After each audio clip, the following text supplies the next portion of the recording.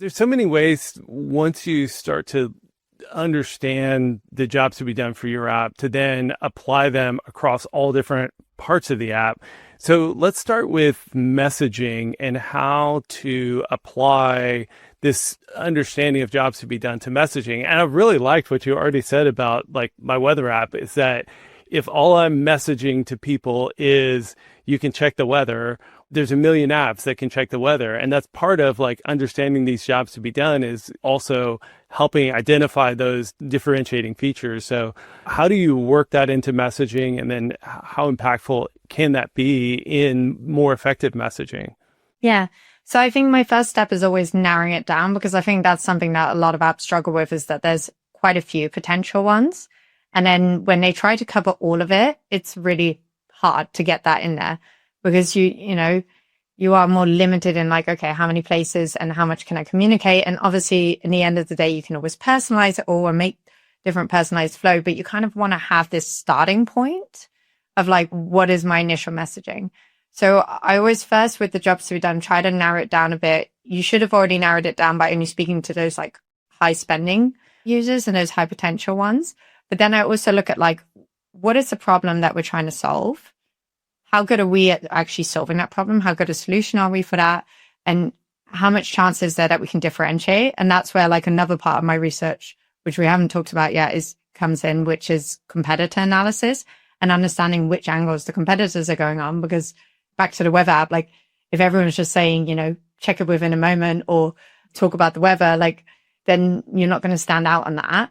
And then I'll narrow that down. And then what I'll do before I integrate it into all the messaging of the app itself is I'll test it first.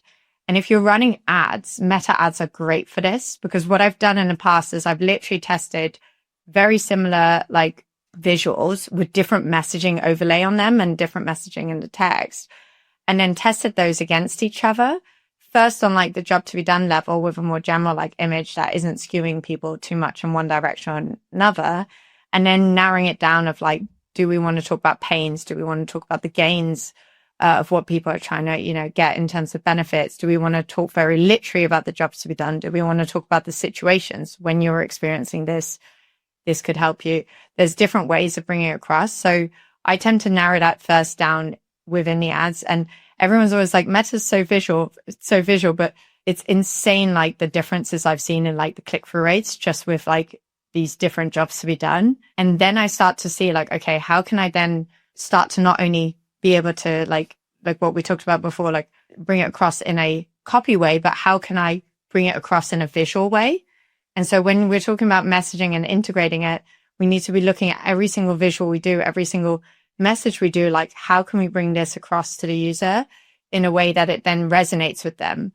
And if you've done also that review mining and gone through all those reviews and kept like a nice log of the reviews, and yes, you can speed it all up with AI, but I really believe strongly in also just spending a few hours just completely immersing yourself in the language, you'll have this extra benefit on top of that with the messaging for the copy side of it, where suddenly your language becomes more human. It starts to resonate more. And so like I would start really first with like the acquisition side, not to like improve acquisition, but to use it as a way to test different messaging.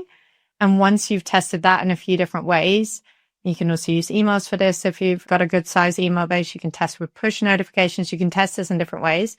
Once I start to get confident of like, hey, we're consistently seeing this win, that's when I start to test integrating it step by step and seeing like, how can we bring this better across? And you're actually looking at in Meta, the different conversion rates and even the different monetization of the user depending on the way you frame the job to be done?